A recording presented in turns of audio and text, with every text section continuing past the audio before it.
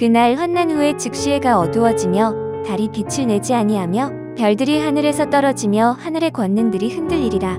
그때의 인자의 징조가 하늘에서 보이겠고 그때의 땅의 모든 족속들이 통곡하며 그들이 인자가 구름을 타고 능력과 큰 영광으로 오는 것을 보리라. 그가 큰 나팔 소리와 함께 천사들을 보내리니 그들이 그의 택하신 자들을 하늘 이 끝에서 저 끝까지 사방에서 모으리라. 무화과 나무의 비유를 배우라. 그 가지가 연하여지고 잎사귀를 내면 여름이 가까운 줄을 아나니 이와 같이 너희도 이 모든 일을 보거든 인자가 가까이 곧 문 앞에 이른 줄 알라. 내가 진실로 너희에게 말하노니 이 세대가 지나가기 전에 이 일이 다 일어나리라. 천지는 없어질지언정 내 말은 없어지지 아니하리라. 3월 19일 금요 새벽 큐티 시간입니다. 이 시간에는 재림의 양상에 대해서 잠깐 살펴보겠습니다. 마태복음 24장과 25장은 종말 광화라고 부릅니다. 오늘 본 말씀도 예수님의 종말 광화 가운데 한 부분으로 재림에 대해 말씀하신 내용입니다. 우리 기독교의 역사가는 직선사관입니다.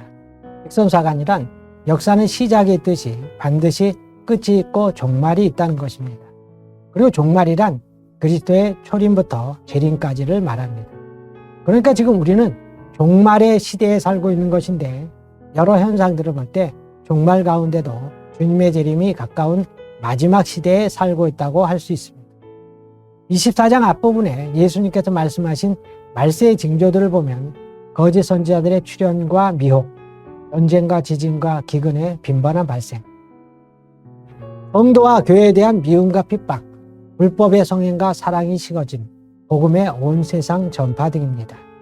예수님께서는 32절에 무화과 나무의 비유를 말씀하시면서 무화과 나무의 가지가 연하여지고 잎사귀가 무성해지면 여름이 가까이 오는 것을 아는 것처럼 재림의 징조들이 나타나게 되면 주님의 재림이 가까이 온 것을 알라고 하셨습니다.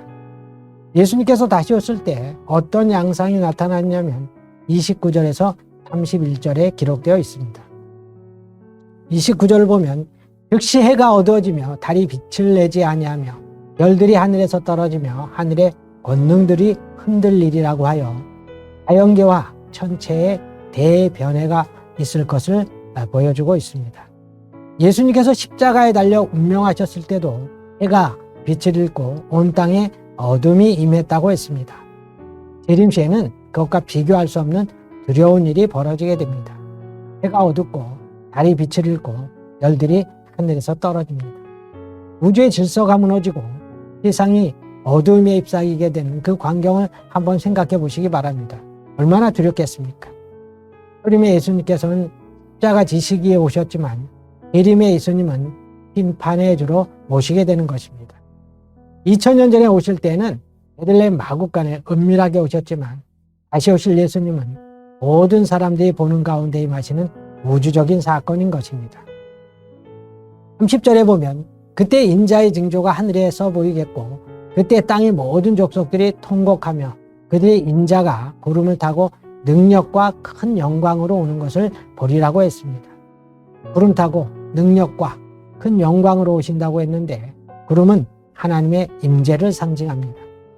예수님께서 다시 오실 때 모든 사람들, 즉 신자나 불신자나 다 볼 수 있게 만왕의 왕으로 오십니다. 31절 말씀처럼 모든 사람들이 들을 수 있도록 큰 나팔 소리가 장엄하게 울려 퍼지게 되는데 주님의 재림은 우리 믿는 성도들에게는 최대의 기쁨이고 감격의 날이 되는 것입니다. 이 세상의 모든 죄와 사망과 악에서 해방되는 날로 죽은 성도들이 먼저 부활하고 살아있는 성도들도 신령한 몸을 덧입게 됩니다. 그러나 불신자들에게는 통곡의 날로 영원한 지옥불에 떨어지는 심판의 날이 되는 것입니다. 마지막으로 주님께서는 35절에서 이렇게 말씀하십니다. 천지는 없어질지언정 내 말은 없어지지 아니하리라. 천지가 없어져도 주님의 말씀은 반드시 이루어진다는 것입니다. 그러니까 예수님의 재림은 단언컨대 확실하다는 것입니다. 오늘날 갈수록 악해져가는 세상을 볼 때 주님 오실 날이 불안하다는 생각이 듭니다. 어둡고 죄악이 간영한 이 세상을 살아가는 우리 그리스도인들에게 필요한 신앙은 재림 신앙입니다. 다시 오신다는 주님의 말씀을 붙들고 나가게 되면 어떤 고난과 시련도 넉넉히 이길 수가 있습니다.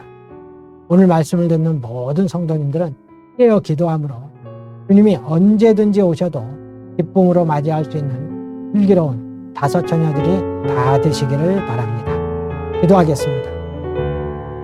만물의 마지막이 가까웠으니 그러므로 너희는 정신을 차리고 근신하여 깨어 기도하라고 하신 주님, 그러므로 오늘 악한 세상을 돌아볼 때 주님 오실 날이 가까이 옴을 우리가 믿습니다.